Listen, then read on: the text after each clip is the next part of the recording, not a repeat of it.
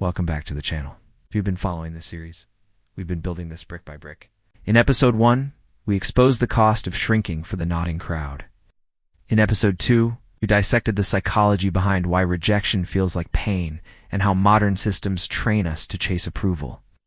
Now, we move into the turning point. This is episode 3, dismantling the need for external consensus. Because awareness is powerful, but separation is transformational. It's one thing to know the trap exists.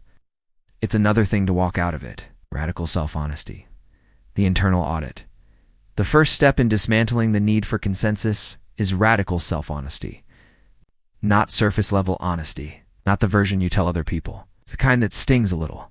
Ask yourself, what in my life exists purely for optics? What am I doing because it sounds impressive? What would I quietly abandon if no one was watching? Picture a man building a house.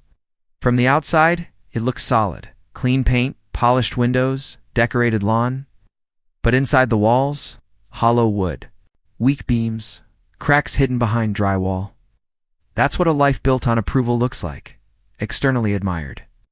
Internally fragile. Radical self-honesty is tearing open the drywall. It's asking whether your career choice, your lifestyle, even some of your relationships, are rooted in genuine conviction or in avoiding disapproval.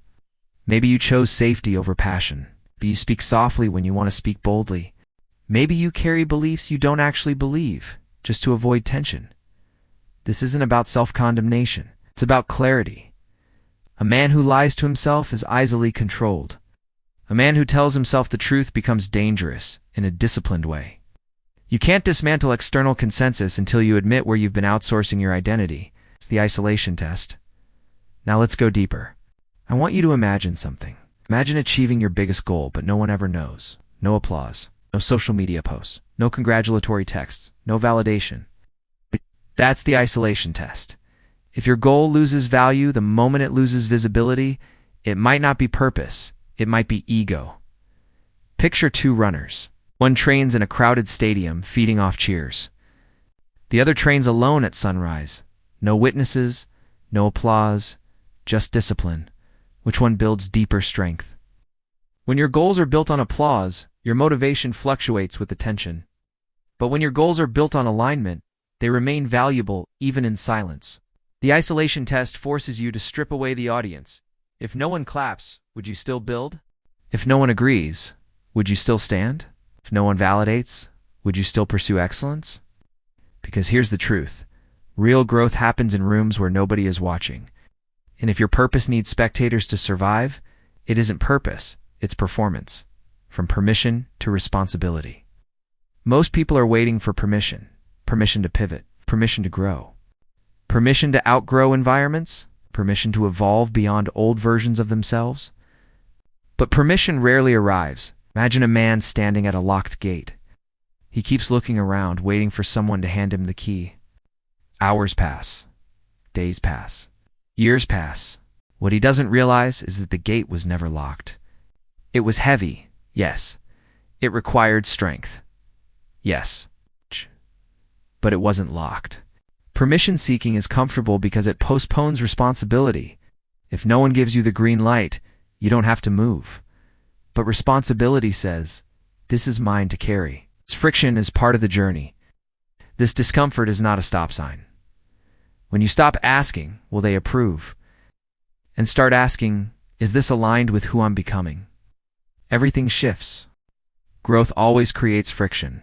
Friends may misunderstand you. Colleagues may question you. Family may resist your evolution. But friction is not failure. Friction is evidence that you're moving. A seed doesn't break through soil without resistance.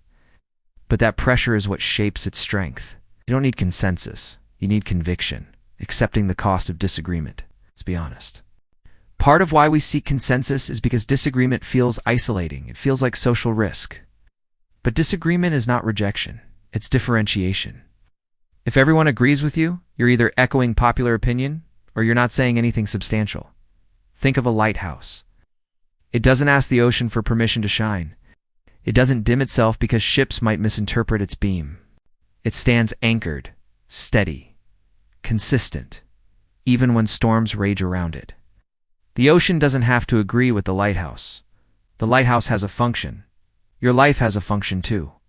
But you can't fulfill it while constantly recalibrating to every wave of opinion. Healthy nonconformity doesn't mean arrogance. It means stability. It means you can hear disagreement without collapsing. It means you can grow without constantly polling the room. Closing reflection. Dismantling the need for external consensus is not rebellion for rebellion's sake. It's alignment. It's the courage to build in silence. It's the discipline to pursue mastery without applause. It's the maturity to accept that growth will cost you comfort. As this series continues, we're not just breaking habits, we're reconstructing identity. Before we close, I want you to sit with this question. If no one clapped, who would you become? Drop that in the comments. Engage with it. Be honest. If this episode challenged you, hit the like button. Share it with someone who's been living for approval. And most importantly, subscribe, because this is not surface-level content. We're building a foundation here. We're not here to be liked. We're here to be anchored. This is the Ordinary Guy 2.0. Responsibility before ego.